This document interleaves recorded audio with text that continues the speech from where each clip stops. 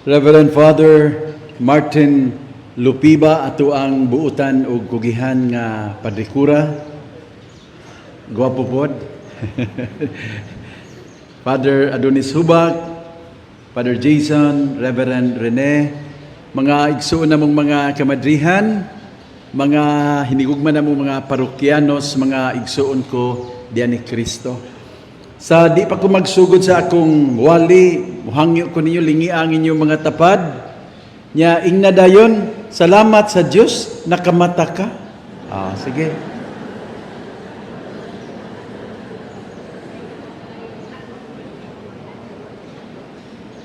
Uy, magpasalamat ba mo sa Ginoo nga nakamata mo? Pag-sure mo ba? Ha? Angay ba ya? Angay kita magpasalamat, matag adlaw inigmata nato. Magpasalamat ta sa Ginoo nga buhi pa ta. Di ba? Kay daghan baya pod nga inigkatug di na mo mata. No? Nabitaw nag-ingon, the sun will rise tomorrow, but you may not. That is true.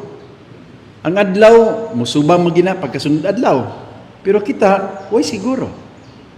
You may not. No, so, mga anak ha, mga kabataan, kada buntag inigmata ninyo, salamat mo ha sa Ginoo nga nakamata.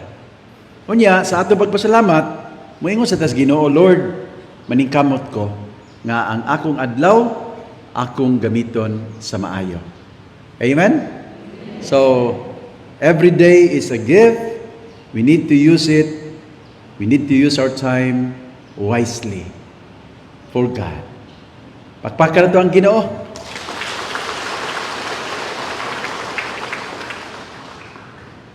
Dunay panultihon na gaingon, we all carry inside us people who came before us. Matag usa kuno nato nagdala diya sa sulod sa mga tao nga nag-una nato. Sabi ni Saya pa, doon na tayo giliwatan. Ha? Kamu asa mamuning liwat? Ako sa gamay pa ko, batang merkado man mi dito sa Ubay ba? Laramamis merkado gapuyo. Unya, malipay ko sa gamay pa ko kay na mga tigulang mga karaang tao sa merkado nga madunggan ako mingon, uy abit. Uy abit, uy man ko. Uy abit.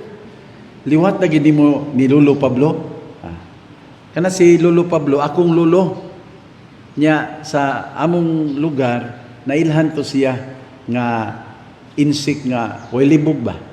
Munang ganahan ko makadungog, liwat na gini mo ni Lolo Pablo, insik Pablo, kay nadunggan man ako nga kato akong lolo, tawag nila insik himo. Insik himo. Kay tanang ihangyo sa mga tao mayon, himo man. Manang insik himo. Pero sa diha nga nagkadako nako, makadungog po ko ni mga tao mo komentaryo nga, liwata jugan junga. Kanas junga akong amahan. O niya, mamuot lang ko sa sulod ba? Di ko kumo react, pero sa ilalo mamuot lang ko kay kat akong papa, wa naman ko kaabot, kay namatay naman siya gamay pa ko. Pero makadungog ko sa akong mama, muingon nga, ito inyong papa, sus, chicks boy kayo. Chicks boy, mamuot na lang po ko liwat, ko sa papa. Chicks boy kayo ito yung papa. Nya gawas nga chicks boy, muinom pod. Muinom niya, manugal pod. So, kumplito. Pero, it's good to know nga doon na tayo giliwatan. No? And then we learn to know ourselves better. No? Makailatas itong kaugalingon niya. Maningkamot lang ta to become a better version of our forefathers. No? A better version. Ningkamot lang, good. Di po nato sila angay nga ikaulaw. Ha? Kay narbay uban, mga ginikanan. Basta ang anak gani makapasar sa board exam, brighto gini mo day, liwat ka sa imong papa ug mama. Nyag mahagbong mo ingon dayon nga, sa gilanday, pagbuot sa Ginoo.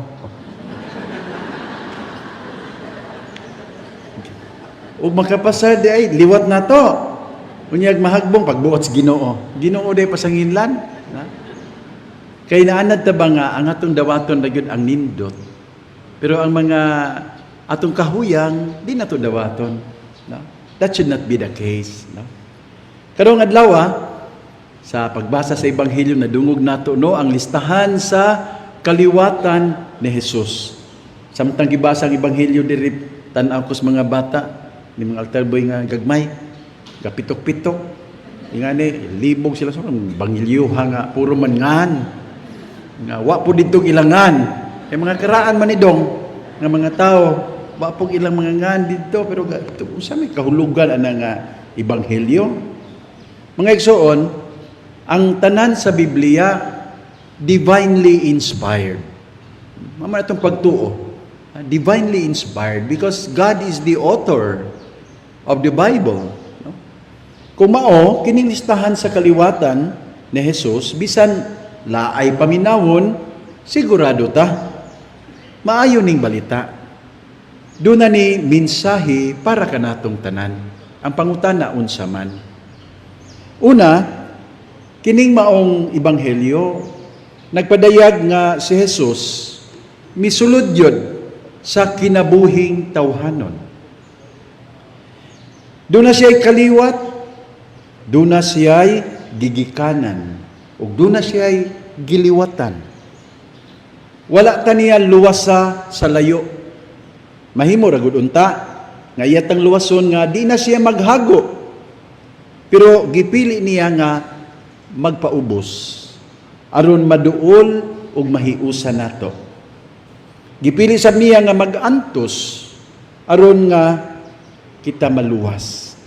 Ingon niya na kadako ang gugma sa Dios para kanatong tanan. Mga igsoon nindot nga ato ning ma-appreciate, no? Ug balusan nato pinaagi sa pagpaduol sa Ginoo. Gusto sa Dios nga makig-uban nato ag kita. Gusto ba punta nga makig-uban sa Dios? So that is an invitation for us, no? And a challenge. Kada adlaw dapat mo effort sabta nga makauban nato ang Ginoo. Ato siyang pasudlon diha sa atong panimalay ug labaw sa tanan diha sa atong tagsa-tagsa ka mga kinabuhi. Dunay nag-ingon, Christmas is about presence, not just presence. No? Doon na ni kamatuuran, oy, ang importante sa Pasko mao ang presensya. Dili lang ang mga gasa. No?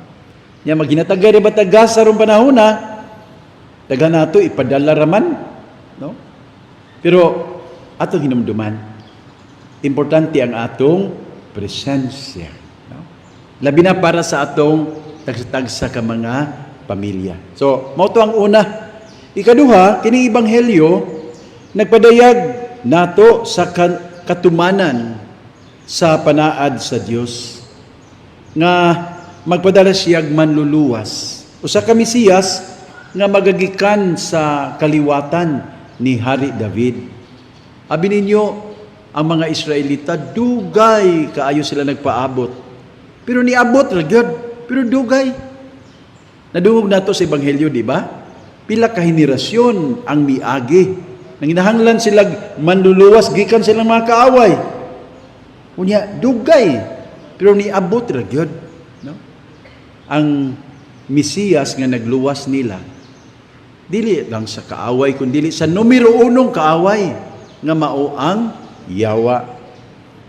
Mga igsoon, nindot ni nga balita para kanatong tanan karon. Panahon sa kalisod, di ta angay mawad-an og paglaom. No?